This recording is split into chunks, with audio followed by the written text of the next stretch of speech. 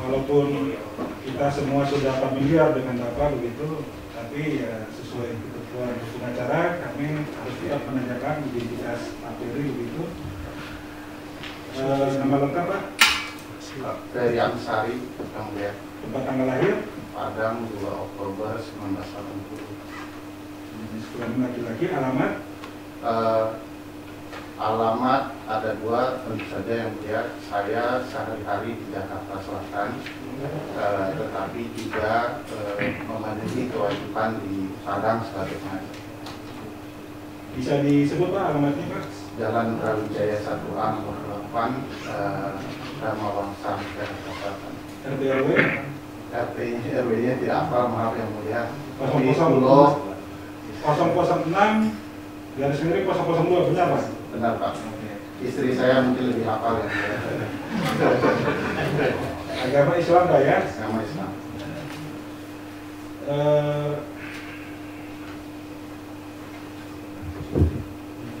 Apakah ahli atau calon ahli mengenal penggugat atas nama Dr. Anda Eki Nopida binti Malik?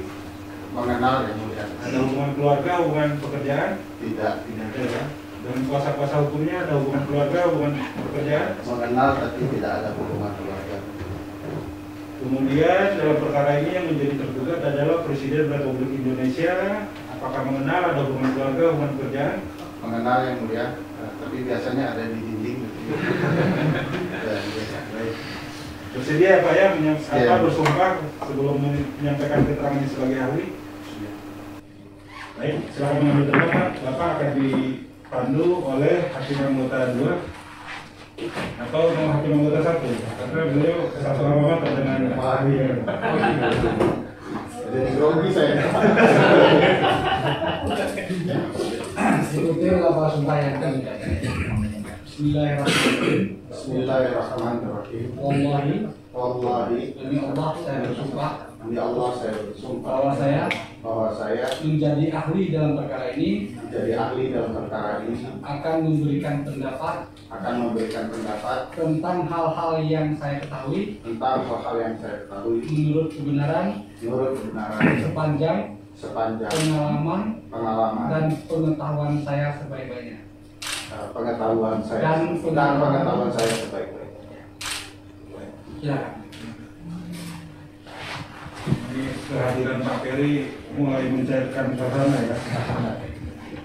Jadi saya jadi ingat ini terakhir berinteraksi dengan beliau sewaktu ada undangan dari Bawaslu membahas pengadilan pemilu ya waktu itu. Ada Pak Prof. Dini Indrayana, Prof. Santoso, banyak waktu itu.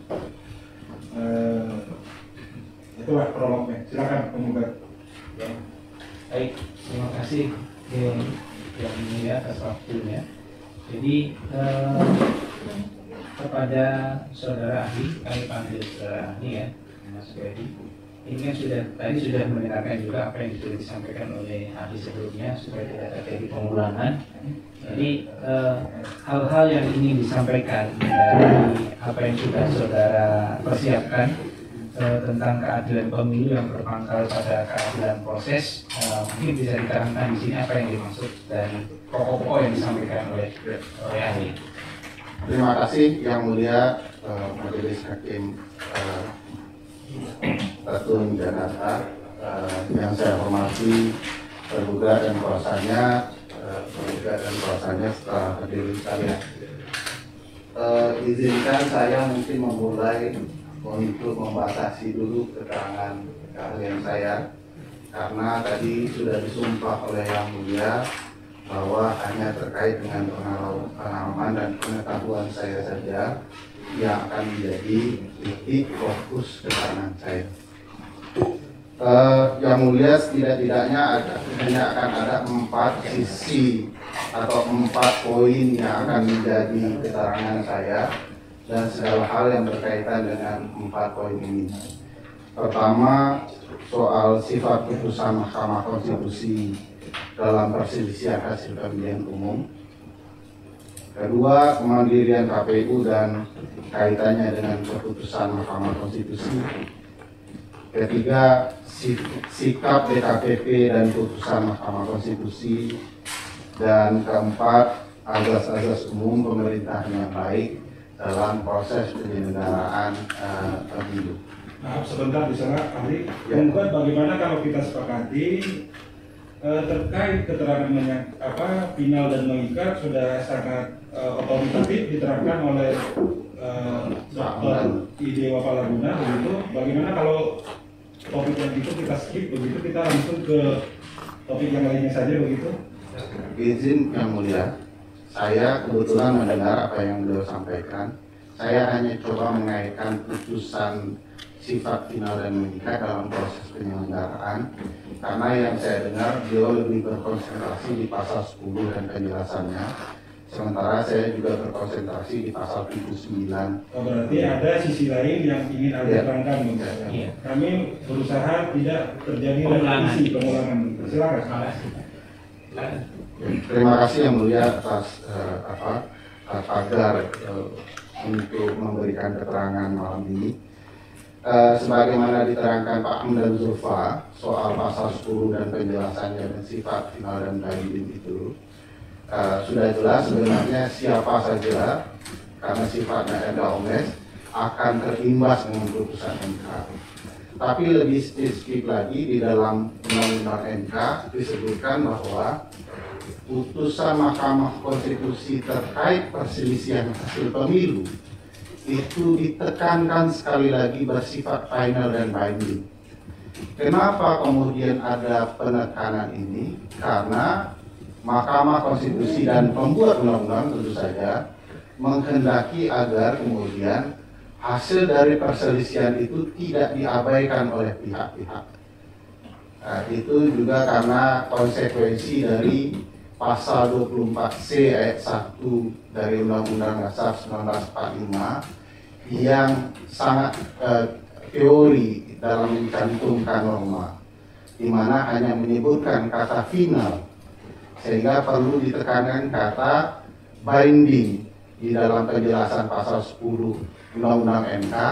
Tetapi perdebatannya kian luar biasa soal binding itu karena ditempatkan di dalam penjelasan. Sementara di dalam ilmu perundang-undangan penjelasan tidak boleh mengatur norma baru.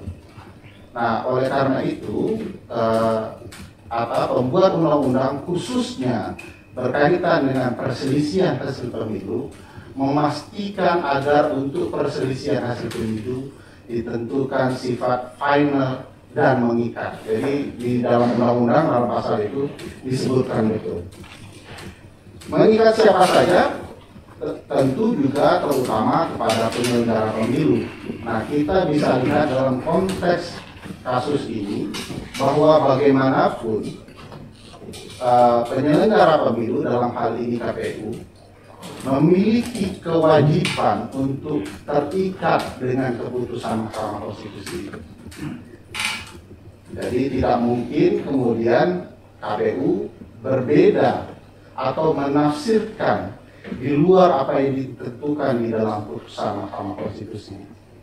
Nah, kasus ini bermula dari, menurut saya ya, melampaui kewenangan sehingga timbullah tafsir yang berbeda dari putusan Mahkamah Konstitusi. Saya nanti akan menyinggung soal melampaui kewenangan itu, walaupun saya paham betul yang mulia jauh lebih paham dari saya soal ini. Tapi itu hanya akan jadi titik jembatan untuk menjelaskan bagaimana harusnya DKPP bersikap. Nah, KPU sendiri yang mulia, meskipun sebagai sebuah lembaga yang mandiri, disebutkan oleh Mbak Titi tadi, oleh Ibu Titi bahwa pasal 22E menyebutkan sifat kemandirian itu. Apa makna kemandirian juga sudah disebutkan bahwa terbebas dari intervensi apapun dalam proses penyelenggaraan pemilu. Tapi makna mandiri dan bebas dari intervensi itu tidak berarti penyelenggara pemilu dalam hal ini KPU bebas mengabaikan ketentuan peraturan perundang-undangan dan putusan Mahkamah Konstitusi serta putusan peradilan lainnya. Oleh karena itu kita bisa lihat bagaimana kemudian upaya KPU dalam kasus ini membenahi putusannya yang dianggap kemudian salah memaknai, quote and quote yang mulia, salah memaknai putusan MK. Karena lumrahnya di beberapa putusan MK seringkali begitu dikurangi atau ditambahkan sesuatu berpengaruh kepada calon yang lain. Nah, untuk kasus ini berbeda. Oleh karena itu, atas kesalahan membaca putusan MK itu, karena KPU diminta untuk berhati-hati dan profesional, maka dilakukan upaya perbaikan sehingga dikeluarkan putusan yang sesuai dengan putusan Mahkamah Konstitusi. Nah, di sini kemudian timbul problematika karena tentu saja pihak-pihak kemudian melihat ini sebagai celah untuk mengkritik hasil ketetapan KPU yang berkaitan dengan perselisihan hasil pemilu di Mahkamah Konstitusi, sehingga kemudian berujung kepada persidangan di DKPP. DKPP sendiri yang mulia tidak memiliki kewenangan untuk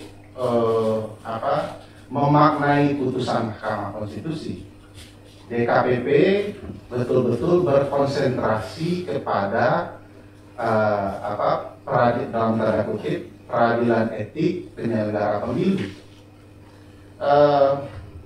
Pada titik tertentu memang harus diakui banyak persinggungan soal hukum dan etik, tetapi tentu saja ada koridor dan batasannya, dan itu sudah disepakati oleh penyelenggara pemilu soal kode etik penyelenggara pemilu itu. Nah, DKPP sendiri karena tidak boleh memaknai lebih, maka tentu saja sederhana yang mulia menurut saya garisnya adalah soal patut atau tidak patut dilakukan oleh penyelenggara pemilu. Pertanyaan besar dalam kasus ini adalah apakah patut seorang penyelenggara pemilu mengetahui ada salah pemakna dalam putusan MK lalu melakukan perbaikan sebagai badan dan atau pejabat atau usaha negara yang akan memutuskan nantinya berupa keputusan dan tindakan administrasi yang akan mempengaruhi hasil pemilu. Maka menurut saya mestinya patut. Jadi tidak mungkin ada badan atau pejabat atau usaha negara tiba-tiba tidak mau mengoreksi apa-apa yang sudah kemudian menjadi keputusannya dan tindakan administrasi negara kalau kemudian diketahui memang ada yang salah. Malah di sanalah profesionalnya.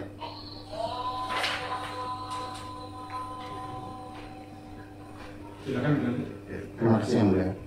Nah, dari profesionalitas itu akan timbul pertanyaan yang luar biasa besar.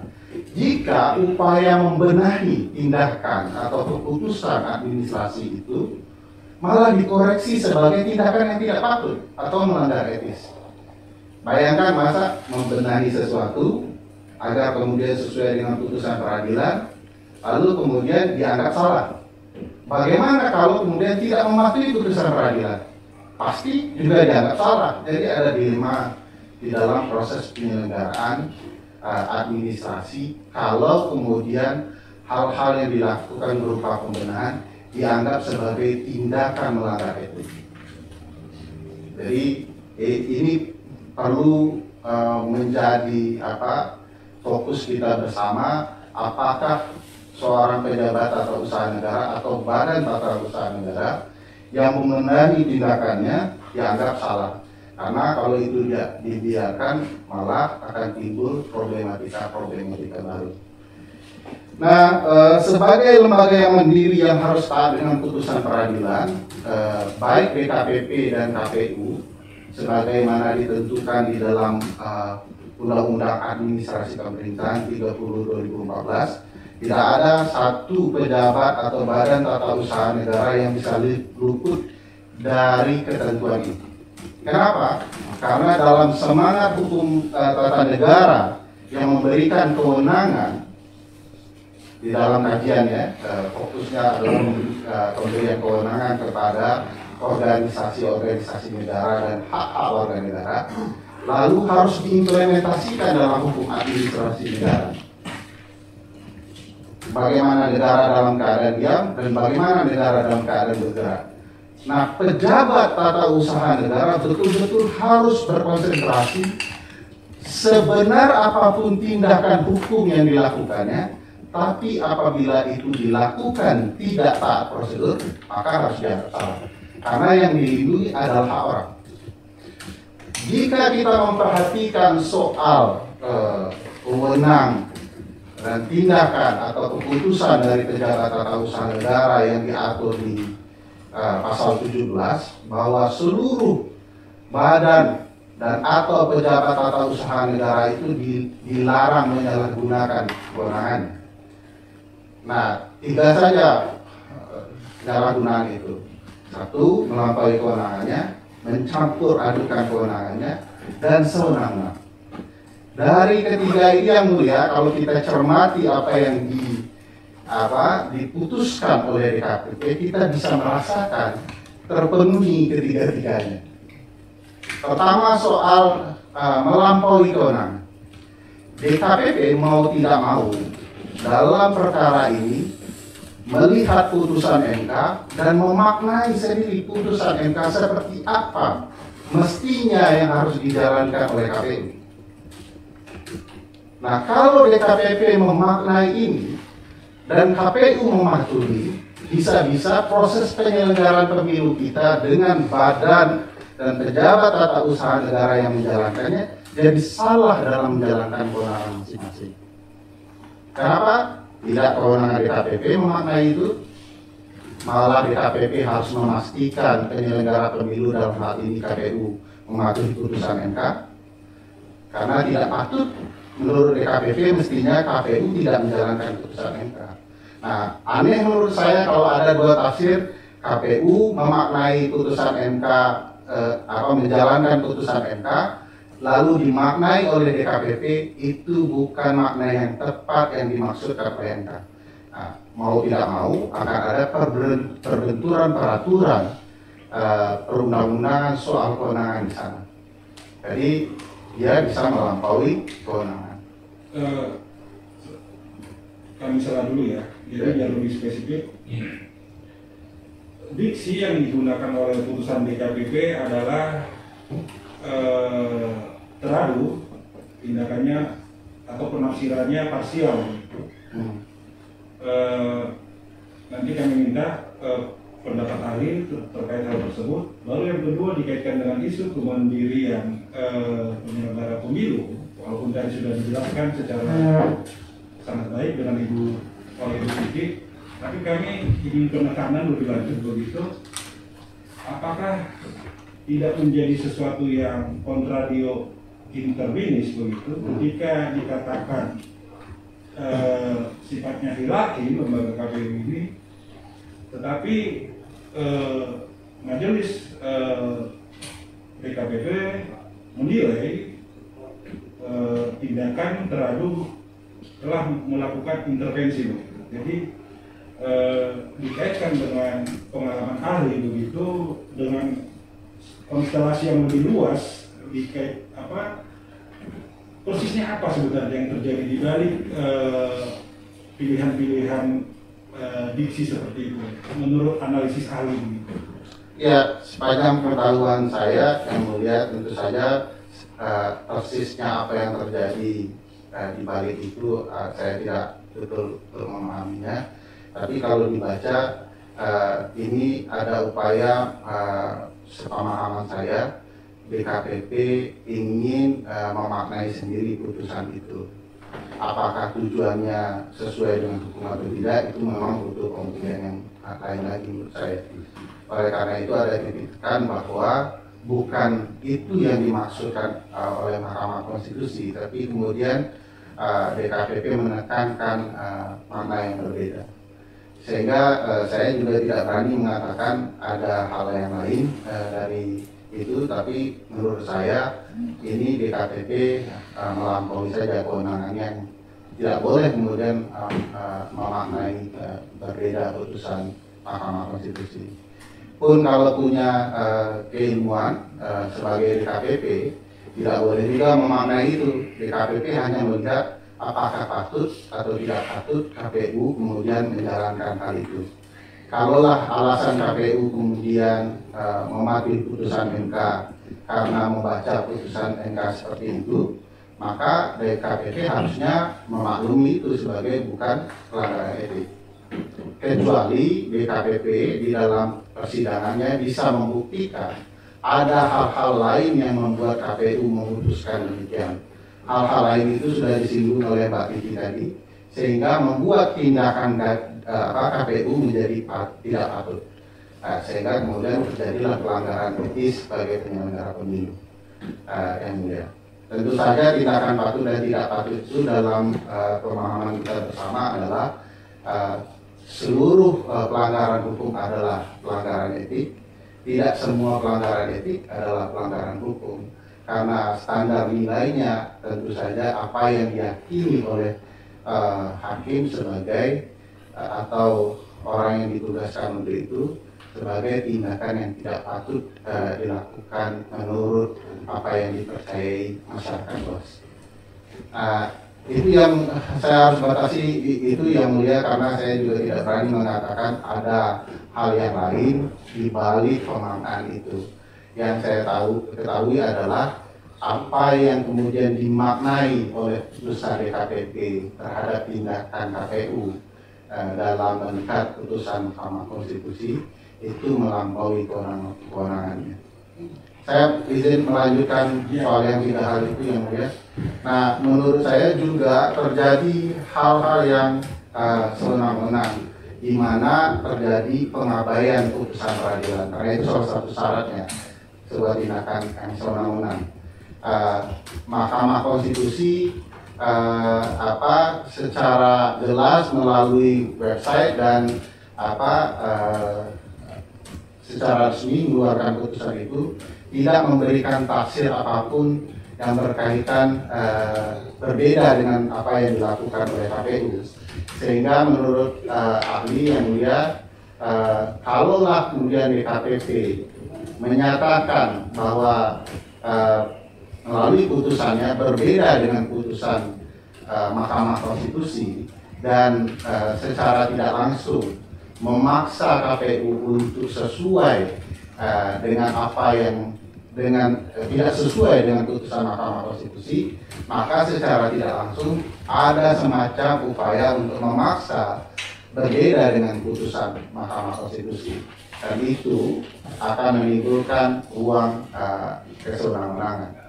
Hal lain yang berkaitan dengan ini yang mulia, yang kalau kita perhatikan di ruang prosedur yang ditentang oleh DKPP adalah soal bagaimana DKPP menjatuhkan putusan tanpa memenuhi quorum yang sudah ditentukan. Karena kebetulan ada anggota DKPP yang pindah ke KPK, lalu ada kekosongan kursi yang semestinya quorumnya 5 terpaksa dijalankan 4. Dan di dalam hukum administrasi negara tidak bisa hal itu menjadi ruang diskresi. Kenapa? Karena sudah ada peraturannya yang mengatakan quorumnya 5. Gitu ya. Nah, kalau kemudian ada tafsir kemudian memaknai karena kondisi kursi kosong, sementara KPU dan Bawaslu tidak bisa menjadi pejabat DKPP ex officio karena kondisi mereka berkaitan dengan perkara itu, maka itu tafsir yang berlebihan yang tidak bisa dijadikan diskresi. Kenapa? Karena ada peraturan menunggu. Dan demi keadilan dan hak seseorang mestinya tidak boleh kemudian DKPP mengabaikan ketentuan yang ada, sehingga kemudian peraturan quorum itu menjadi seolah-olah terabaikan demikian saja oleh DKPP. Nah, saya ingin menekankan di soal azas-azas umum pemerintahan baik, soal kepastian hukum yang mulia. Sebentar ahli, terkait pertanyaan yang diajukan penggugat tadi, apakah sudah terjawab oleh ahli atau ada hal lain yang mau dielaborasi? Masih berkelanjutan dari pertanyaan tadi yang mulia. Jadi Kami kan pertanyaan secara umum mengenai apa yang disampaikan ahli dari yang sudah diterangkan secara tertulis untuk menyampaikan poin-poinnya. Jadi masih berlanjut dari pertanyaan tadi. Maksudnya begini, tadi seperti yang kita sudah sampaikan, kalau memang sudah disampaikan dalam keterangan tertulis, kuasa penggugat lebih baik ke pendalaman saja begitu. Dikaitkan, kalau mau dikaitkan atau melengkapi, menambah atau melihat dari sisi yang berbeda dari keterangan ahli yang lain, akan lebih baik seperti itu. Ya, baik. Yang mulia terima kasih. Jadi tadi mengenai 3 hal mengenai kesewenang-wenangan tadi memang belum tertulis dalam keterangan ahli tadi. Makanya kami mendalami. Sudah, Mas. Sudah. Baik, kami lanjutkan. Ya, silakan. Terima kasih yang mulia saudara ahli. Pertanyaan ini mungkin sudah kita sampaikan tadi kepada ahli hukum administrasi negara ya.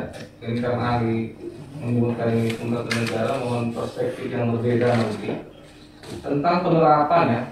Saya garis bawahi penerapan dari pasal 19 peraturan DKPP nomor 3 tahun 2017 bunyinya dalam hal pengaduan dan atau laporan yang telah dicatat dalam berita acara verifikasi material dicabut oleh pengadu dan atau pelapor. DKPP tidak terikat dengan pencabutan pengaduan dan atau laporan. Keterangan ahli di sini ada menjelaskan tentang kepatuhan kepada AUPD. Jadi saya melihat ini di poin A ahli memberikan tanda hitam ya, kepastian hukum gitu ya.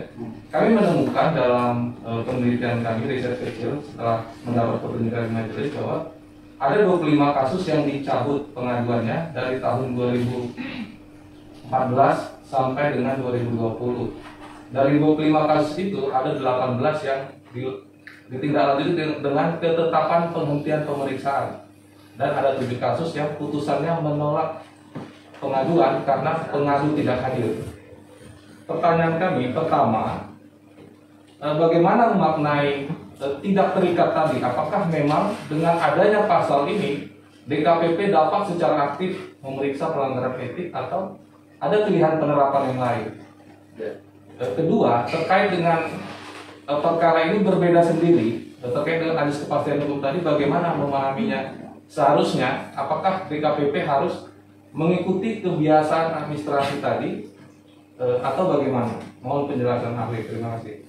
Silakan nanti. Terima kasih, mulia atas pertanyaannya. Pertama, saya pikir yang bertanya juga mengetahui jawabannya, bahwa sesuatu yang tidak sama di dalam aspek yang mestinya sama lalu diterapkan sesuatu hal yang berbeda, pasti itu tidak adil. Oleh karena itu DKPP harus menjelaskan mestinya di dalam putusannya kenapa di dalam kasus khusus ini dia bertindak berbeda. Karena kalau sesuatu yang tidak pasti kemudian menjadi prosedur yang bebas saja di dalam sebuah badan atau lembaga, itu akan menimbulkan ketidakpastian hukum. Dan sepanjang yang saya ketahui dalam ilmu hukum ada 3 nilai yang dikemukakan Rakruh ya. 1 kemanfaatan, 1 kepastian, dan 1 keadilan. Dalam penjelasan Rakruh dan Profesor Kacito Raharjo sebagai salah seorang budayawan yang menyukai ilmu progresif ya, selalu akan ada timbul spanning verhältnis atau ketegangan luar biasa di antara 3 ini. Syukur-syukur bisa ditegakkan ketiga-tiga ini. Maka kalau ada timbul ketegangan, katanya tegakkanlah kemudian keadilan. Nah, bagaimana bisa disebut adil kalau kemudian perlakuannya berbeda? Di dalam ilmu hukum ada paham yang mengatakan tidak semua yang adil itu sama. Tetapi di dalam prosedur hukum harus ada kesamaan untuk kemudian disebut sebagai adil. Berbeda dia konsepnya itu. putusan putusan DKPP boleh saja berbeda, tapi prosedurnya harus sama. Apa yang menjadi standar juga harus sama. Kalau tidak akan timbul ketidakadilan. Jadi keadilan itu berawal dari kepastian hukum agar bisa menimbulkan kemanfaatan. Itu harapannya untuk terpenuhi ketiga-tiganya. Kecuali ada pertikaian besar yang luar biasa, baru kemudian dipilih salah satu. Tidak bisa dipisahkan ketiga-tiganya. Apa hal yang luar biasa itu di dalam bencana contohnya? Tidak bisa itu berlaku hal yang sama. Karena di dalam bencana banyak hal yang kemudian harus dipertimbangkan berbeda demi wujudnya keadilan itu sendiri. Jadi di dalam konteks kasus DKPP, kasus yang kemudian berada di ruang atau kewenangan DKPP ini memang ada problematika kalau kemudian putusan-putusan sebelumnya berbeda dari apa yang diputuskan di dalam kasus ini. Dan itu mestinya dijawab oleh DKPP. Beberapa peradilan juga bisa menemukan hukum hal yang baru ya, yang sebelumnya menjadi jurisprudensi, tetapi sepanjang dijelaskan apa perbedaan. Nah, kalau kemudian DKPP tidak mampu menjelaskan, maka mau tidak mau putusan itu dianggap punya masalah tersendiri. Saya tambahkan sedikit dan mohon nanti melanjutkan penjelasan. Jadi dalam putusan DKPP itu, saudara ahli, DKPP menjelaskan alasannya kenapa itu ditindaklanjuti dengan kalimat begini. DKPP merasa perlu menindaklanjuti perkara ini hanya dengan kalimat itu. Apakah itu cukup untuk menyimpangi ajas kepastian hukum tadi itu? Ya, semua lembaga peradilan, semua lembaga yang mau memproses sesuatu pasti menganggap perlu kan. Tetapi yang dimaksud berbeda itu apa perbedaan realnya? Dulu ke kiri, kenapa sekarang ke kanan, kan begitu? Apa alasannya? Kalau cuma merasa perlu ke kanan, ya itu bukan menjawab substansi yang dikehendaki oleh para pencari keadilan. Kenapa dia diperlakukan berbeda? Itu hemat saya. Berarti itu belum cukup ya penjelasan pertimbangan tadi itu ya, kesimpulan ahli ya?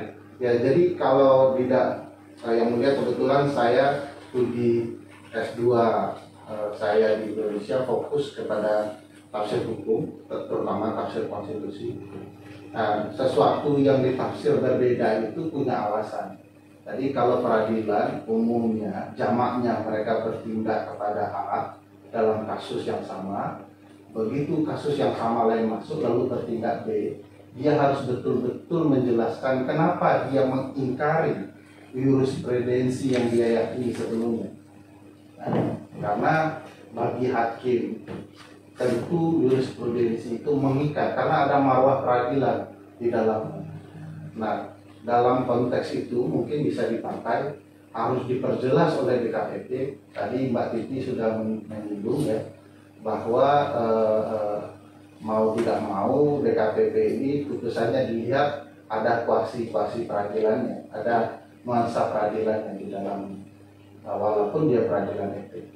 Nah, sehingga mestinya DKPP bisa menjelaskan kepada para pencari keadilan, kami memutuskan ini karena pertimbangan jelasnya berbeda seperti ini. Jadi sepanjang pengetahuan saya memang untuk menerobos sesuatu yang sudah lumrah harus dijelaskan oleh peradilan agar jangan timbul sakwa-sangka pencari keadilan bahwa putusan itu berdasarkan kepentingan sesaat. Karena di dalam konsep etika peradilan, putusan-putusan yang dijatuhkan berbeda oleh hakim atau peradilan yang sama itu dianggap memiliki masalah tersendiri dalam konteks etika. Penggugat sebentar ya.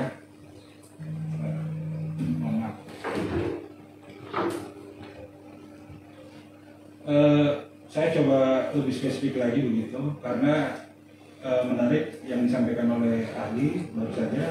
Ada jurisprudensi, baru kata kuncinya kalau mau melakukan terobosan untuk sesuatu yang sudah lumrah atau jamak harus ada penjelasan. Nah, dikaitkan dengan praktek yang terjadi selama ini, sebenarnya apa yang terjadi hari ini kalau dianggap suatu kontroversi, dari kasus-kasus sebelumnya sudah pernah muncul persoalan yang sama begitu. Kalau menurut kacamata ahli terjadi abuse of power begitu, akses ke power, persoalan penggunaan kewenangan itu yang kemudian menjadi kontroversi terkait IKPP, riwayatnya sangat panjang begitu. Ambil contoh dari kalau kita baca bukunya Refli Harun ya, Pemilu Konstitusional, di situ dia menyinggung ketika DKPP membatalkan keikutsertaan siapa itu, Perlindungan Sidaga dan satu lagi, saya tahun 2015 itu begitu. Nah, dari praktis-praktis seperti ini, jangan-jangan dari sudut pandang DKPP, apa yang dilakukannya itu merupakan satu terobosan, suatu pengisian kekosongan norma, suatu tindakan hukum progresif begitu. Bagaimana menurut pandangan ahli hal seperti itu? Karena yang mulia menyinggung soal hukum progresif, Ya. panjang ingatan saya karena saya pernah belajar sama Prof. Cik, baik langsung maupun tidak langsung dalam studi hukum filsafat hukum. Satu hal yang saya ingat dari buku beliau adalah hukum progresif itu bukan berarti mengabaikan peraturan perundang-undangan. Dia hanya bisa progresif kalau kemudian sudah tidak ditemukan hal yang menurut undang-undang bisa dicapainya sebuah keadilan. Maka muncullah breaking law. Jadi sudah stagnan hukum itu baru kemudian ditafsirkan berbeda.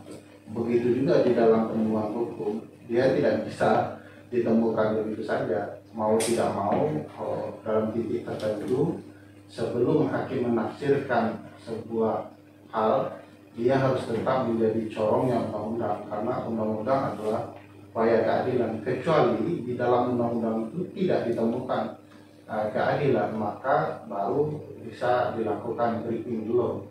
Tidak ditemukan sama sekali solusinya. Bagaimana mungkin bisa dikatakan melakukan breaking dulu kalau prosedurnya sudah diatur? Jadi sebelum memutuskan substansi, tahap prosedur dulu. Nah, ini problematikanya, prosedur belum dipenuhi tapi mau memutuskan substansi. Nah, jadi empat aja lah kita putuskan ini demi keadilan. Tidak bisa kemudian atas nama keadilan saja lalu prosedur diabaikan. Makanya dalam keterangan saya, sebelum kita membahas keadilan yang substansial, kita harus adil dulu di dalam tahapan prosedural. Karena kalau itu tidak terpenuhi, pasti akan menimbulkan protes atau komplain atau rasa tidak adil dari banyak pihak. Saya bisa merasakan dalam batas penalaran yang wajar, siapapun bisa menilai ada keadilan prosedural yang tercoreng di dalam proses kasus ini. Siapapun, baik itu tergugat maupun kuasanya, apalagi penggugat, bahkan kita bisa merasakan kalau prosedur tidak sesuatu yang mestinya dilewati tiba-tiba diloncati. Dan itu juga dirasakan oleh KPU tentu saja sebagai penyelenggara pemilu. Kalau tahapan tertentu kemudian diabaikan dan diloncati, pasti ada yang protes. Bahkan persidangan ini, jika kemudian langsung saja kepada putusan, pasti akan ada protes. Saya mungkin bisa memberikan contoh misalnya yang mulia. Di dalam pemilu kita di 2019 kemarin, tiba-tiba Hakim Konstitusi memilih untuk kasus-kasus tertentu tidak perlu digelar sidang pleno, gelar alat bukti atau mendengarkan pihak-pihak, tapi langsung dibacakan putusan. Jadi itu menimbulkan keanehan, walaupun Hakim Konstitusi mempertimbangkan bahwa itu soal kondisi betapa banyaknya kasus, banyaknya pendeknya proses, sehingga mereka harus memutuskan, sehingga terhadap perkara-perkara tertentu tidak perlu digelar sidang pleno, langsung sidang putusan. Begitu didengar sidang panel, langsung sidang putusan. Walaupun niatnya baik, publik merasakan ketidakadilan. Kenapa? Karena ada prosedur hukum acara yang kemudian dilewati. Bahkan peradilan saja yang melewati prosedur, pasti akan dipertanyakan keadilan. Yang mulia sendiri yang sehari-hari di peradilan tata usaha negara, pasti akan dipertanyakan orang kalau kemudian tiba-tiba melewati tahapan tertentu yang merupakan kewajiban atau kebiasaan di dalam proses peradilan untuk digelar. Nah, itu yang saya baca dari kasus ini yang mulia, ada prosedur. Sehingga kalau dibaca pasal 17 itu, 17, 18, 19 yang mulia di dalam Undang-Undang AP, memang secara ketatan dalam administrasi ini melanggar keadilan administratif. Itu perspektif saya melihat kasus ini di satu titik penting, belum di titik yang lainnya soal bagaimana kemudian menggelar putusan tanpa quorum, karena proses persidangan sudah dimulai tanpa quorum. Pertanyaan tadi kami ajukan karena kami sangat mengetahui bahwa ahli ya salah satu figur atau aktor pengawal tegaknya negara hukum, lalu menjadi advokasi kepentingan publik. Jadi konkretnya pertanyaan kami, kalau memang selama ini banyak katakanlah keputusan atau tindakan dari DKPP yang kontroversial atau ultra vires atau beyond the law begitu, dari pengamatan ahli, dari pengalaman ahli begitu, bagaimana bentuk kontrol dari elemen civil society dari lembaga resmi, misalnya apakah pernah dibicarakan di RDPU, di DPR begitu, Anda itu begini loh, ketika menjalankan tugas penyelenggara pemilu Anda ini di luar batas. Kami ingin ada contoh-contoh spesifik begitu untuk hal-hal yang seperti itu. Jika ahli bisa membantu kami memberikan ilustrasinya lebih jauh. Terima kasih. Yang mulia pertanyakan sangat mendasar di dalam konteks hukum kepemiluan. Tentu ini bisa panjang diceritakan, tapi sederhananya begini yang mulia. Di dalam pembentukan undang-undang kepemiluan kita sedari awal memang DPR dan pihak-pihak yang mengajukan undang-undang pemilu sudah berniat masing-masing ingin menang pemilu, sesuatu yang wajar yang ini. Tetapi kemudian hal itu menjadi transaksional di dalam pasal-pasal tertentu. Oleh karena itu di dalam undang-undang pemilu kita banyak sekali benturan-benturan yang luar biasa yang kemudian menimbulkan rasa ketidakadilan. Soal kelembagaan saya saja yang mulia kita merasakan problematika yang luar biasa. Belum lagi soal kewenangan yang diberikan oleh kelembagaan. Saya yakin yang mulia sendiri akan merasa aneh dengan beberapa pasal-pasal tertentu. Tadi Mbak Titi, Bu Titi Anggraini sudah menjelaskan bahwa di hal-hal tertentu, terutama di soal penyelesaian sengketa, itu terjadi kerumitan yang luar biasa. Bahkan kalau yang mulia memperhatikan kasus Mulan Jamila misalnya, yang salah satu yang terkenal, juga ini membantu kita semangat di dalam malam ini. Kasus itu sudah selesai semua proses, tetapi bisa muncul lagi bahkan setelah Mahkamah Konstitusi memutuskannya. Yang mulia juga pernah mungkin mendengar kasus Haji Osman Sabta Odang, yang kemudian antara putusan Petun, Mahkamah Agung, Mahkamah Konstitusi, Bawaslu timbul perbedaan-perbedaan. Itu sebabnya Mbak Titi menggunakan bahasa terlalu banyak pintu untuk penyelesaian perselisihan yang berkaitan dengan pemilu. Bahkan sudah diputuskan perselisihannya oleh MK, bisa orang lain yang duduk ketika kemudian diputuskan berbeda. Karena peradilan bisa saja melihat sisi-sisi yang berbeda. Sisi perselisihan dengan sisi perselisihan administrasi, perselisihan hasil, perselisihan administrasi, perselisihan proses bisa angle-nya berbeda-beda. Oleh karena itu MK sebenarnya dulu punya solusi dan sudah ditentukan di dalam undang-undang untuk kemudian membentuk satu pintu peradilan pemilu. Tapi harus diakui satu pintu itu tidak akan pernah betul-betul satu pintu, karena di dalam Undang-Undang Dasar perselisihan hasil pemilu adanya di kewenangan Mahkamah Konstitusi. Nah, kalau mau membuatnya satu pintu kan Undang-Undang Dasar dulu gitu Pak. Jadi banyak benturan di Undang-Undang Pemilu, dan kita bisa juga rasakan bagaimana kemudian dalam titik tertentu kemandirian KPU misalnya itu sangat terganggu.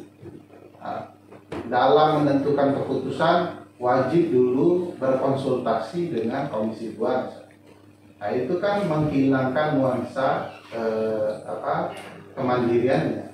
Mestinya kan, mohon maaf ini tidak berkaitan langsung, DKPP kan bisa juga memutuskan kalau KPU dalam hal-hal tertentu selalu melaporkan ke Komisi 2, itu bisa melanggar etik. Kenapa? Tidak patut penyelenggara pemilu mendatangi peserta pemilu.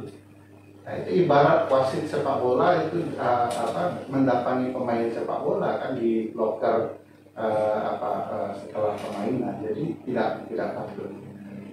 Makanya di dalam banyak hal yang mulia, kalau bicara substansi, karena yang mulia hanya juga substansi, seluruh di tempat saya bekerja di Pusat Studi Konstitusi itu kita pernah mengusulkan seluruh paket undang-undang pemilu dan paket undang-undang penegakan hukum tidak dibuat oleh DPR, karena DPR punya kepentingan di sana, ada konflik of interest. Masa pemain sepak bola yang membuat aturan permainan sepak bolanya pasti itu berdasarkan klub yang paling besar lah, gitu ya. Nah, itu juga yang terjadi di undang-undang pemilu kita. Kalau kemudian DPR, usulan kami waktu itu penyelenggara pemilu yang membuat draftnya, nanti DPR yang menyatakan agree atau tidak setujunya. Jadi approvalnya di DPR. Cuman berkata ya atau tidak saja. Tapi itu kan tidak mungkin disetujui oleh DPR. Jadi basisnya memang kemudian adalah dasar problematika pembuatan peraturan sehingga berimbas kemana-mana, termasuk kemudian dalam konteks ini KPU juga kemudian bisa diintervensi dalam berbagai hal. Nah, memang ada sisi dasar yang bermasalah dan itu berimbas ke banyak kasus yang lain. Jadi ahli baru saja menyampaikan gambaran besar ini struktur permasalahan kepemiluan kita. Namun mungkin nanti itu bisa didalami lebih lanjut di forum yang berbeda. Tapi itu suatu petunjuk yang penting bagi kita bahwa memang ada persoalan sistemik di kepemiluan kita. Namun terkait perkara ini, apakah ada hal-hal yang lebih sifatnya konkret mau ditanyakan oleh kuasa penggugat? Satu lagi, silakan. Terima kasih. Berkaitan dengan kesimpulan yang terdapat dalam putusan DKPP. Jadi di pertimbangan hukumnya posita atau pertimbangan hukum putusan DKPP itu menegaskan bahwa ada intervensi dari salah satunya penggugat dan para teradu lainnya dari KPU RI kepada KPU provinsi. Nah, kami ingin mengetahui pendapat ahli dari perspektif Selatan Negara itu ukuran-ukuran intervensi dalam permasalahan ini. Oleh karena ada dua persoalan yang dilema bagi KPU. Di satu sisi, KPU menurut Undang-Undang Pemilu harus menjalankan putusan Mahkamah Konstitusi. Tapi pada sisi yang lain, in concreto kenyataannya, setelah putusan Mahkamah Konstitusi ada putusan Bawaslu yang juga mengikat KPU Provinsi Kalimantan Barat, di mana ada ancaman juga oleh Undang-Undang Pemilu apabila KPU tidak melaksanakan putusan Bawaslu bisa melaporkan ke DKPP. Nah, itu bagaimana Pak? Yes. Pertanyaan ini mungkin punya jembatan dengan pertanyaan yang mulia Ketua Majelis tadi soal sistem. memang harus diakui akan timbul di titik tertentu kebingungan penyelenggara pemilu, terutama KPU.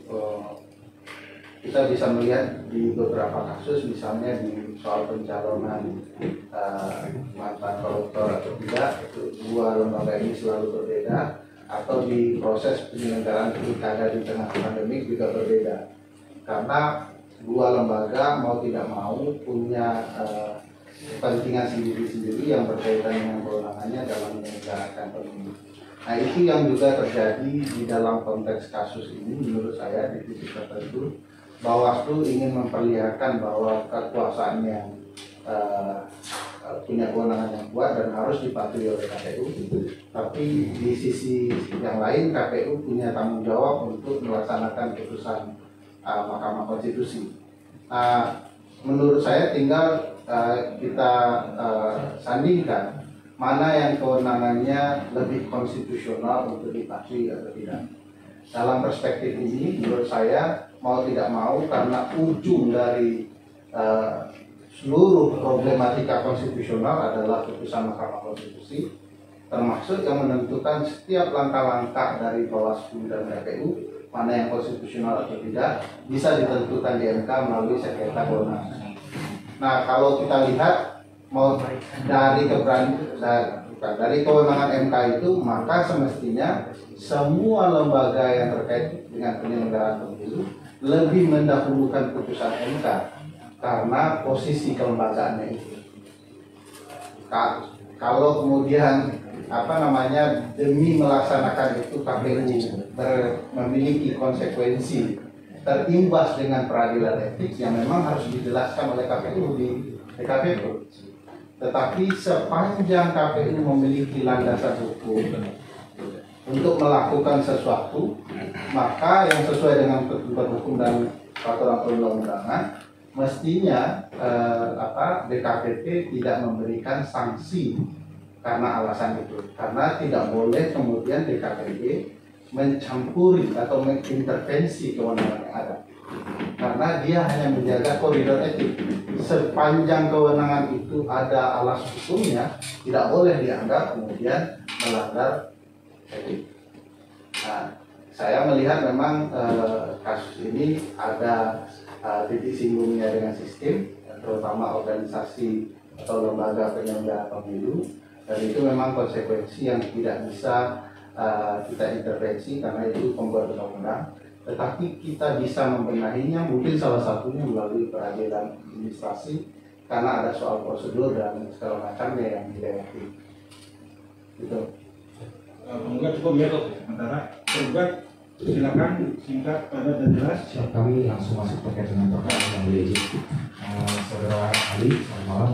Kita mau tanya beberapa hal terkait dengan objek gugatan dalam hal ini adalah keputusan presiden, di mana kami sebagai kuasa dari tergugat yaitu Presiden Republik Indonesia ini melakukan menerbitkan keputusan presiden untuk memberhentikan penggugat. Dalam hal ini berdasarkan keputusan DKPP nomor 31 tahun 2019. Terkait dengan dapat digugatnya keputusan presiden dalam objek itu kan sebenarnya dasarnya adalah putusan MK 31 tahun 2013 yang mana menyatakan pimpinan kita seperti tadi sudah disampaikan ahli-ahli sebelumnya. Tapi kami ada pertanyaan kepada ahli selaku ahli tata negara. Putusan MK 31 2013 itu kan objeknya adalah Undang-Undang Nomor 15 Tahun 2011 pasal 112.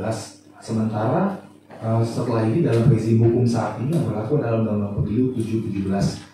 Dalam hal ini, apakah putusan MK terhadap objek tersebut juga berlaku dalam Undang-Undang Pemilu yang sekarang secara ketatanegaraan? Objeknya sama, mengatur soal hal yang sama. Walaupun undang-undang ini sudah dicabut yang 1511 sebagai objek. Oke, itu pertama.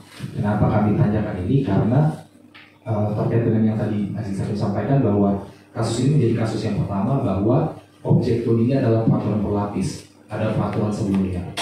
Didalilkan oleh penggugat dan ahli juga bahwa ada permasalahan. Kita tidak tahu apakah ini betul atau salah, tapi ada permasalahan terhadap DKPP. Dalam hal ini ketika putusan pengadilan menjadi jurisprudensi bahwa kepres merupakan objek gugatan dalam hal peraturan berlapis ini, akan timbul budaya bahwa putusan DKPP seperti apapun yang dinilai nanti adalah kepresnya. Jadi kita tidak pernah menilai secara langsung terkait dengan putusan DKPP-nya yang berbudaya bahwa ya sudah kepres saja nanti oleh penggugat-penggugat sebelumnya selanjutnya dimenari. Mohon pandangan ahli terkait dengan hal tersebut demi pembangunan konstruksi hukum pemilu kita. Terima kasih. Ya, terima kasih. Yang mulia begini, tentu saja putusan MK itu kan tidak amar saja. Dia satu kesatuan, sebagaimana juga putusan peradilan yang lainnya. Sehingga hal yang substansi diatur di dalam putusan itu atau diputuskan di dalam putusan peradilan itu tentu akan berimbas kepada undang-undang yang berlaku sepanjang dia membahas substansi yang sama. Nah, problematikanya begini, tergugat ya. Tentu saja tergugat punya perspektif yang berbeda di dalam konteks ini, dan itu menarik. Misalnya kan harusnya presiden yang jadi tergugat, kan kurang lebih gitu ya, karena kan keputusannya presiden, sementara DKPP mengantarkan ke sana gitu. Itu kan agak mirip, yang penting DKPP berbuat, nanti presiden yang bertanggung jawab. Nah, kalau dilihat konstruksi Undang-Undang Administrasi Pemerintahan 30/2014 kan objek perkara di peradilan itu sudah sangat berkembang. Jadi meninggalkan kekolotan undang-undang sebelumnya dalam melihat prosedur atau penyelenggaraan administrasi pemerintahan. Misalnya kita bisa melihat bahwa itu menjadi luas karena tidak hanya soal kebijakan, keputusan dan segala macamnya, diskresi, tetapi juga bahkan tindakan administrasi pun bisa terdampak. Pertanyaan besarnya, apakah yang dilakukan DKPP adalah tindakan administrasi? Mungkin akan timbul perdebatan di putusannya, karena konsekuensi dari status kuasi yudisial yang berada di diri DKPP. Jadi semi lembaga peradilan, semi juga lembaga eksekutif. Dan hampir seluruh badan itu mau tidak mau pasti punya fungsi administratif.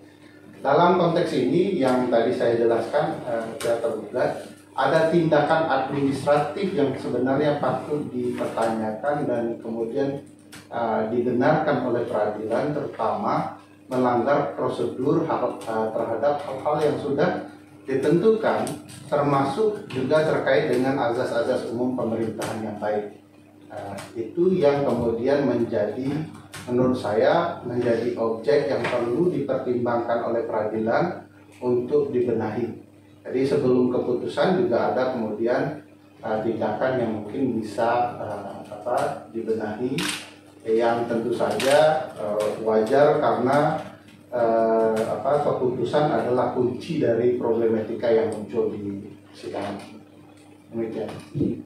Terkait dengan tersebut ada sama pandangan memang saudara ahli bahwa memang terkait dengan keputusan DKPP ini harus terdapat satu pembahasan terlebih dahulu sebelum adanya keputusan. Terkait dengan tersebut kita juga tadi sampaikan kepada ahli bahwa putusan pengadilan turun hari ini atas perkara ini nantinya akan menjadi presiden tetap, bisa diartikan presiden tetap karena tadi juga ahli sampaikan untuk kedepannya ketika ada putusan DKPP lainnya itu tidak perlu digugat. Jadi selamanya akan kita biarkan permasalahan pemilu ini seperti ini untuk nantinya hanya kita bahas kepresnya. Kenapa? Karena kami sampaikan juga dalam jawaban kami bahwa sebenarnya gugatan dalam inkasu ini adalah salah tidak secara personal. Sebagai kepres kita melakukan menerbitkan keputusan presiden yang sifatnya administrasi, juga sudah disampaikan oleh ahli-ahli sebelumnya. Terkait dengan substansi yang dibahas dari ahli pertama sampai ahli kelima, saudara ahli itu semua membahas mengenai putusan DKPP-nya, permasalahan dalam putusan DKPP-nya tanpa memberikan kesempatan DKPP untuk melakukan klarifikasi. Dalam hal ini ketika kita memanggil DKPP juga dia tidak sebagai pihak, jadi tidak ada kewajiban untuk hadir. Untuk terkait dengan hal tersebut, mohon pencerahan dari ahli tata negara terkait dengan permasalahan tersebut. Tentu saja yang berhak tentu saja yang berhak untuk menentukan apakah objek yang tersengketakan di dalam peradilan ini objek persona bukan saya, itu yang mulia ya. Saya melihat ada beberapa hal yang perlu dipertimbangkan sebagai korelasi dalam berbagai sengketa administrasi yang muncul itu selalu soal ujungnya saja yang dibahas dalam hal tertentu. Tetapi begitu disengketakan ujungnya dalam bentuk keputusan, baik ketetapan tertulis yang merupakan keputusan badan atau pejabat tun, juga kemudian berkembang menjadi tindakan, bahkan tanpa ada keputusan yang jelas sekalipun tindakan bisa dipermasalahkan, apalagi ada tindakan yang bermasalah yang menghasilkan keputusan yang dianggap bermasalah, tentu kemudian bisa dijadikan sengketa administrasi negara. Kalau karena ini bukan sebenarnya kan, mohon maaf yang mulia, tradisi peradilan tata usaha negara, judicial review di Mahkamah Agung dan Mahkamah Konstitusi itu kan bukan tradisi civil law ya. Dulu peradilan tata usaha negara ini di era Belanda tidak pernah diterima di Belandanya, lalu dibawa ke Indonesia tahun 1920 oleh banyak pakar Belanda, terutama Hoven ya, tetap juga tidak diterima oleh pemerintah Hindia Belanda karena Belanda dan Hindia Belanda menganut paham negara integralistik, di mana negara berlaku sebagai orang tua dan warga negara adalah anaknya. Tidak patut kemudian anak meragukan keputusan hukum orang tua karena di dalamnya banyak kebaikan. Ya, jadi ini bukan tradisi civil law, tapi kemudian selalu timbul percampuran hukum. Ternyata diketahui penyelenggara pemerintahan itu tidak selalu taat azas. Orang tua kadang-kadang memaksakan kehendak kurang lebih gitu ya. Sehingga hal-hal itu dianggap sebagai ketidakadilan. Oleh karena itu terjadi perkembangan, baik kemudian di Inggris sekalipun, maka selalu kajiannya itu dua, yang tidak pernah di negara-negara Anglo itu bercerita constitutional law. Dia selalu bicara constitutional and administrative law. Jadi dia tidak berpisah-pisah.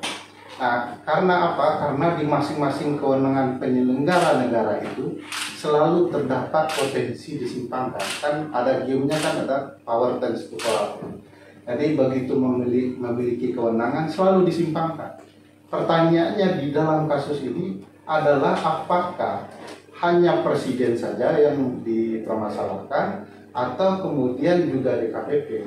Karena kunci objeknya berujung di dalam keputusan presiden, tentu saja objeknya salah satu itu, tetapi prosesnya juga mau tidak mau dibicarakan. Karena ini dua lembaga yang berbeda kan.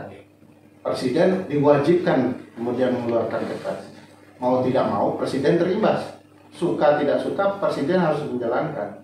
Tetapi pangkal lahirnya Kepres juga adalah prosedur administrasi yang kemudian harus ditertibkan. Karena ujungnya Kepres gitu ya. Jadi menurut saya di sana makanya mau tidak mau menurut saya akan terimbas baik DKPP maupun presiden, karena kan keputusan presiden. Nah, begitu dibenahi atau tidak dibenahi oleh peradilan ini, mau tidak mau kedua-duanya juga akan terdampak. Itu konsekuensi dari berputarnya keputusan pejabat atau usaha negara ke lembaga yang lain. Satu sisi kita harus sadari DKPP itu apa jenisnya dulu, sehingga kemudian timbul hal yang seperti ini. Kalau dia penyelenggara murni sebagai penyelenggara pemilu, maka semestinya tidak perlu ada keputusan presiden. Tetapi presiden mungkin dalam perspektif tertentu menganggap sebagai puncak dari kekuasaan eksekutorial administratif, maka selalu menganggap ujungnya di tangan presiden.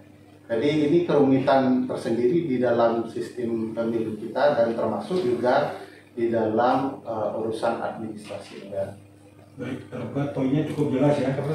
Ada pertanyaan lain? Ya, Silakan. ada pertanyaan sedikit yang cukup sederhana ya.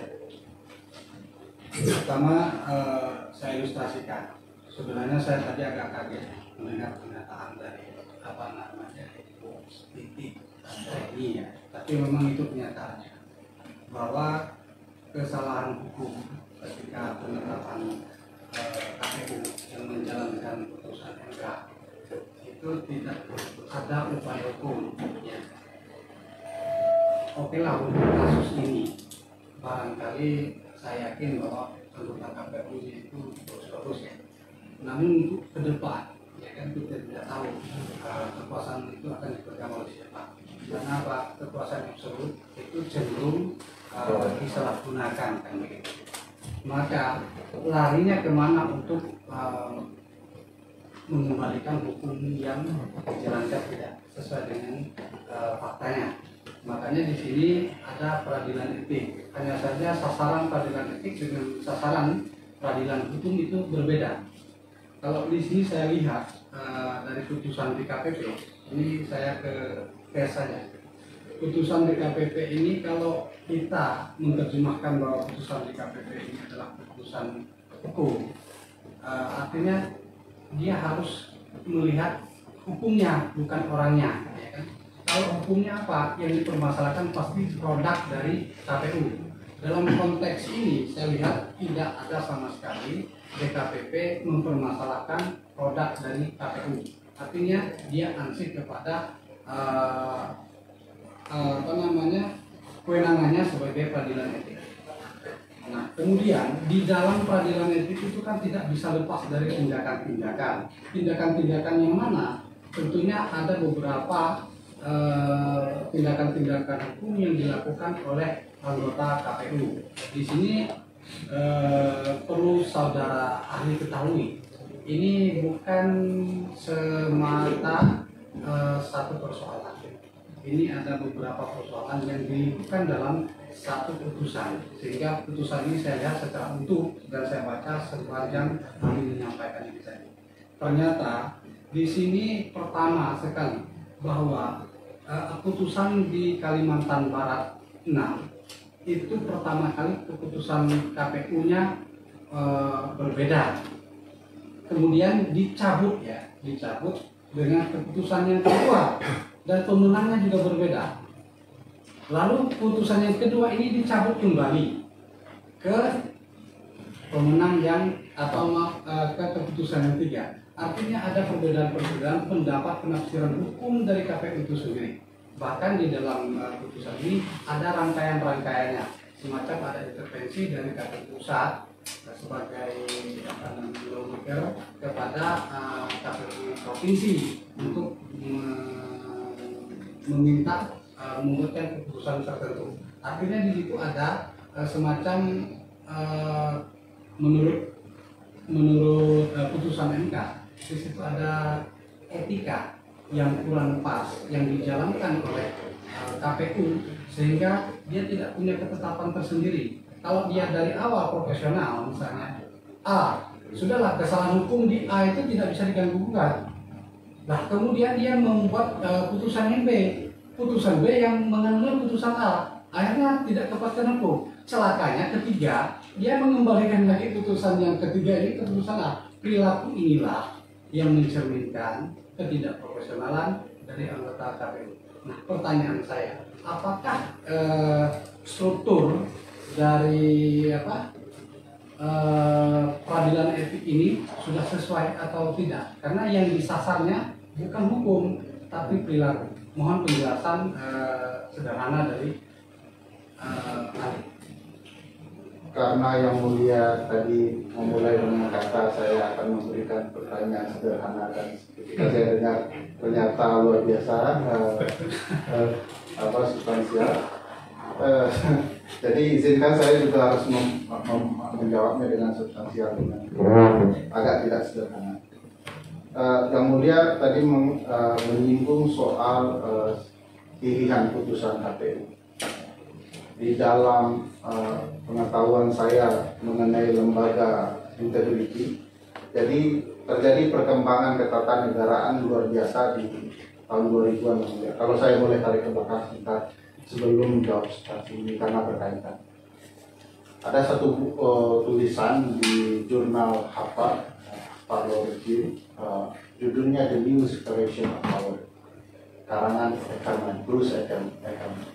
Dia menceritakan soal perubahan cabang-cabang kekuasaan negara. Ini tidak 3 lagi, sudah 5 sekarang kata Ackerman.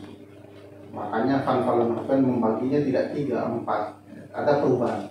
Salah satu lembaga yang dianggap sebagai cabang kekuasaan baru adalah lembaga berintegritas atau lembaga independen atau auxiliary body atau lembaga bantu atau lembaga tambahan yang kita kenal di dalam perspektif ketatanegaraan kita. Nah, lembaga-lembaga ini bekerja, salah satu bentuknya adalah kolektif kolegial. Dia bersama-sama memutuskan sesuatu. KPU juga seperti itu, melakukan kolektif kolegial. Itu sebabnya di dalam Undang-Undang Nomor 7, kewenangan ketua KPU bersifat seremonial, mewakili lembaga dalam menyampaikan sesuatu segala macamnya yang lebih seremonial. Tetapi dalam menjatuhkan keputusan kelembagaan itu diputuskan bersama-sama.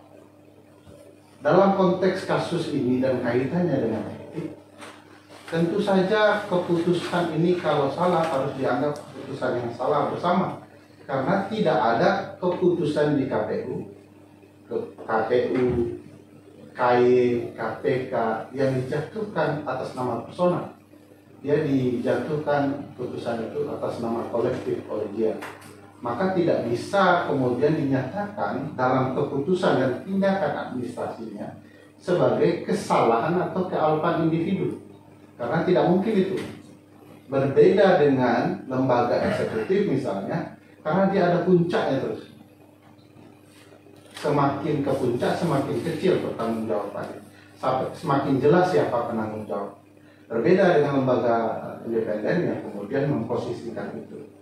Nah, pertanyaan ini kemudian bisa menjelaskan bahwa keputusan ini pasti bukan atas nama individu.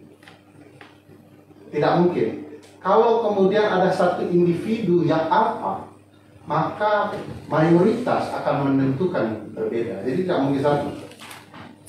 Makanya aneh kalau kemudian di kealpaan bersama itu ada tensi khusus kepada seseorang yang mestinya bisa dijelaskan bahwa ini satu ini menerima uang misalnya, sementara yang lain memutuskan tidak. Nah, kalau tidak ada tensi yang berbeda dalam timbulnya keputusan atau kemudian tindakan tata usaha negara, maka tidak bisa diarahkan keputusan KPU kepada personal. Jadi kalau tiba-tiba sebelum menjatuhkan putusan itu ada pertemuan antara orang yang dijatuhkan sanksi lebih berat dengan orang yang bermasalah, itu masuk akal ya. Karena dia melanggar etik, bukan mengubah kekuatan dari kolektif kolegial itu. Kedua yang mulia menyinggung bahwa yang dipermasalahkan adalah etik atau tindakan individu, terutama dalam dia menjalankan tugas. Makanya dari tadi di awal saya singgung yang mulia, bahwa kalaulah tindakan berupaya membenahi tindakan yang disebut sebagai kealpaan, karena KPU pusat melakukan tugas supervisi, pertanyaan besarnya, bagaimana kalau KPU tidak melakukan tugasnya sebagai pimpinan kelembagaan, melakukan supervisi terhadap keputusan yang ada di bawahnya, yang kemudian bertentangan dengan putusan peradilan? Tentu akan dikenakan juga etik. Nah, pertanyaannya, kalau patuh kepada putusan peradilan juga dikenakan etik, problematika pertanyaan besar yang mulia tadi tentu akan saya tanyakan juga. Problematika etik itu apa sih sebenarnya? Patuh pada putusan peradilan salah, tidak patuh pada putusan peradilan juga salah. Nah, mari kita tarik kepada kewenangan. Kalau dalam menjalankan upaya pembenahan itu berkaitan dengan kewenangan supervisinya, dia tidak bisa dinyatakan melakukan pelanggaran etik. Bahkan kalau dalam tugas itu terjadi kealpaan dan kesalahan, dia bukan pelanggaran etik, dia harus dibenahi secara administrasi. Jadi makanya pertanyaan besarnya, kenapa DKPP menyatakan dalam putusannya telah terjadi pelanggaran etik, sementara backgroundnya adalah mematuhi putusan peradilan, melakukan kewenangan supervisinya untuk membenahi keputusan yang ada. Saya tidak ingin menyatakan saya DKPP. Kalau saya bawa ke perspektif saya, tentu saya akan bertanya dulu ke DKPP, apa alasan Anda memutuskan itu? Saya melakukan supervisi, ini kewenangan saya, ini merupakan keputusan kolektif kolegial. Apa dasarnya? Putusan Mahkamah Konstitusi. Ada memang pertentangan dengan putusan Bawaslu. Kami mengalami dilema. Pilihannya Bawaslu atau putusan Mahkamah Konstitusi. Dari pilihan itu, kalau kemudian dengan pertimbangan KPU memilih Mahkamah Konstitusi, saya rasa tidak ada alasan untuk menyatakan itu pilihan yang menimbulkan pelanggaran etik. Jadi yang mulia, sepanjang kemudian ada alas hukum, terutama peraturan perundang-undangan, seseorang tidak bisa diberikan sanksi etis. Saya melihat mungkin ini akan menjadi hal yang menarik kalau yang mulia membenahi prosedur yang ada, terutama langkah-langkah administratif di dalam dunia kepemiluan. Walaupun saya sadar itu pekerjaan berat karena banyak sekali problematika. Itu yang mulia. Baik, saya sebenarnya sudah merangkum semua dari pertanyaan tadi. Kemudian dari apa yang disampaikan kami sudah menyimpulkan. Tentu saja saya sebenarnya masih banyak pertanyaan karena topiknya sudah karena sudah tidak ada lagi yang perlu digali. Karena apa yang disampaikan dari penggugat, dari tergugat sudah kami dapat sebutkan. Kalau ahli ini kan baru muncul. Artinya apa? Masih segar sekali. Kalau kita dari jam 2 tapi kami sangat bersyukur sekali sudah bersedia hadir, sudah bisa menerangkan baik secara global, kemudian secara teoritis, langsung menuju kepada teknis itu sudah disampaikan. Nanti dalam waktu atau kesempatan lain kita dapat memperpanjang permasalahan. Tergugat cukup ya, tergugat juga ya. Ahli di luar yang sudah ditanyakan oleh tergugat maupun majelis hakim, adakah hal-hal yang disampaikan oleh ahli terkait dengan perkara ini supaya perkara ini terang benderang? Cukup, saya mengetahui bahwa ada azas di kuliah hafid. Apa yang saya sampaikan sebenarnya yang mulia jauh lebih tahu, oleh karena itu saya merasa sudah cukup untuk menyampaikan apa. Karena disinggung tadi jus kuliah hafid, ya peradilan tidak bisa jalan tanpa ada sosok amikus kurai seperti saudara Fred Popcorn. Oke ya, terima kasih Pak ahli atas keterangan yang diberikan. Semoga keterangan yang diberikan bisa membantu majelis menyelesaikan ini dengan sebaik-baiknya. Terima kasih.